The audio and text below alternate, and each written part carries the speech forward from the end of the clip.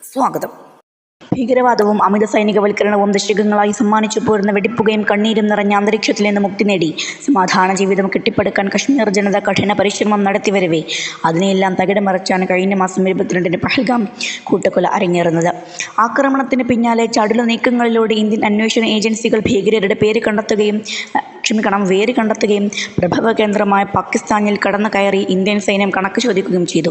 പാക് ഭീകര കേന്ദ്രങ്ങളെ ഉന്നം വെച്ച് ഇന്ത്യ നടത്തിയ ആക്രമണത്തിൽ 100-ലേറെ പേർ കൊല്ലപ്പെടുകയുണ്ടായി. ഭീകരാക്രമണങ്ങളിലൂടെ ഇന്ത്യക്ക് നിരന്തരം തലവേദന സൃഷ്ടിച്ചു വരുന്ന ജെയ്ഷെ മുഹമ്മദ് മേധാവി മസൂദ് അസ്ഹറിന്റെ ഉറ്റ അനുയായികൾക്കും അടുത്ത ബന്ധുക്കൾക്കും ജീവൻ നഷ്ടപ്പെട്ടുവെന്നും സ്ഥിരീകരിക്കുന്നു.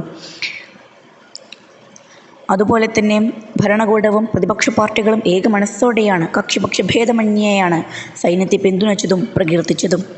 അടിച്ചാൽ കനത്ത തിരിച്ചടി നൽകുമെന്ന സന്ദേശം കൈമാറുക എന്നതല്ലാതെ യുദ്ധവെറി പൂണ്ടവർ കൊതിക്കും മട്ടിൽ ദീർഘകാല യുദ്ധം ഇന്ത്യയുടെ അജണ്ടയല്ല എന്നാണ് വ്യക്തമാക്കപ്പെട്ടത്.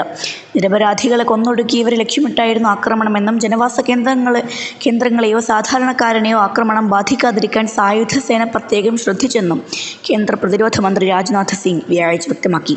ഓപ്പറേഷൻ സിന്ദൂറിന്റെ പ്രഹരത്തിൽ പതറിയ പാകിസ്ഥാൻ സൈബർ സേനയെ ഉപയോഗിച്ച് സംഭവവുമായി ബന്ധമില്ലാത്ത വീഡിയോ ക്ലിപ്പുകൾ വ്യാജ അവകാശവാദങ്ങളോടെ പ്രചരിപ്പിച്ച് സമൂഹമാധ്യമ യുദ്ധത്തിനൊരുമ്പിട്ടു.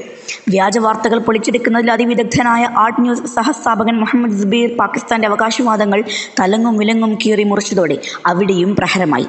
പിന്നീട് ഡ്രോണുകളും മിസൈലുകളും ഉപയോഗിച്ച് ഇന്ത്യൻ സൈനിക ക്യാമ്പുകളും ജനവാസ കേന്ദ്രങ്ങളും ലക്ഷ്യമിട്ട് നടത്തിയ ആക്രമണ ശ്രമങ്ങൾ സർവ്വസജ്ജമായി ജാഗ്രത പുലർത്തി ഇന്ത്യൻ സൈന്യം തക്ക സമയത്ത് തന്നെ പ്രതിരോധിച്ചു.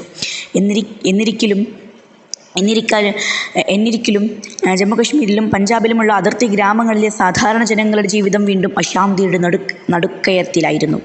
നിയന്ത്രണ രേഖക്കരികിലെ പാക് വർഷം കനത്തതോടെ വയോധികർ കൊല്ലപ്പെട്ടു. പൂഞ്ച് ജില്ലയിൽ മദ്രസയും ഗുരുദ്വാരയും ക്ഷേത്രവും ഉൾപ്പെടെ തകർക്കപ്പെട്ടിരിക്കുകയാണ്. നൂറുകണക്കിന് കുടുംബങ്ങൾ പലായനം നടത്തുകയും ബങ്കറുകളിൽ അഭയം തേടുകയും ചെയ്തിരിക്കുകയാണ്. ഇന്ത്യൻ തിരിച്ചടിക്ക് പിന്നാലെ സംഭാഷണങ്ങൾക്ക് തയ്യാറാണെന്ന സൂചന നൽകിയ പാകിസ്ഥാൻ ഇപ്പോൾ വെല്ലുവിളി മുഴക്കുകയും ഇന്ത്യൻ നഗരങ്ങളെയും സൈനിക കേന്ദ്രങ്ങളെയും ലക്ഷ്യം വെക്കാൻ ഒരുമ്പിടുകയും ചെയ്യുന്നത് മര്യാദ ലംഘനം മാത്രമല്ല, മേഖലയുടെ സമാധാനത്തിന് കനത്ത ഭീഷണിയുമാണ്. ഓപ്പറേഷൻ സിന്ദൂറിനോട് പ്രതികരിച്ച ലോകരാഷ്ട്രങ്ങളെല്ലാം തന്നെ ഇന്ത്യൻ ഉപഭൂഖണ്ഡത്തിൽ സമാധാനം നിലനിർത്തേണ്ട ആവശ്യകതയിൽ ഊന്നിയാണ് സംസാരിച്ചത്. ഇന്ത്യയുമായി നിരന്തരം ഉടക്കുന്ന പാകിസ്ഥാന്റെ ഉറ്റചങ്ങാതി രാഷ്ട്രമായ ചൈന പോലും പരസ്യമായി പക്ഷം പിടിക്കാതെ അയൽക്കാർ തമ്മിൽ സംഘർഷം ഒഴിവാക്കണമെന്ന് ഉപദേശിച്ചു.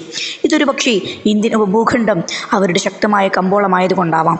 പല രാജ്യങ്ങളും പിൻവാതിൽ നയതന്ത്രത്തിലൂടെ സംഘർഷ സാധ്യത ഇല്ലാതാക്കാനുള്ള ചുവടുകളും ആരംഭിച്ചതാണ്. അതിനെയെല്ലാം അട്ടിമറിക്കുന്ന രീതിയിലേക്ക് കാര്യങ്ങൾ പോവുകയും ദീർഘകാല സംഘർഷാവസ്ഥ ഉടലെടുക്കുകയും ചെയ്യുന്നത് ഇതിനകം തന്നെ യുദ്ധങ്ങളാൽ ശ്വാസം മുട്ടിക്കൊണ്ടിരിക്കുന്ന ലോകത്തിന്